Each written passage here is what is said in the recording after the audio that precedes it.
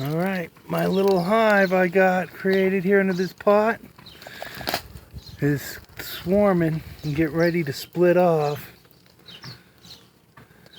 So I'm going to lose half my bees and I'm not ready.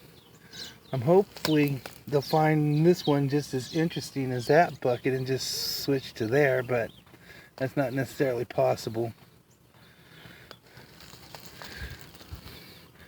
Too bad I didn't have a few more weeks before this happened.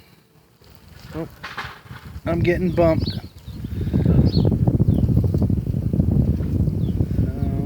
there I got bumped.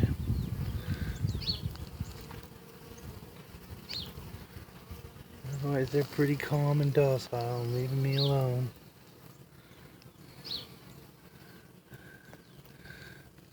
I would have loved to have been able to capture the queen and put it in a nuke box and have two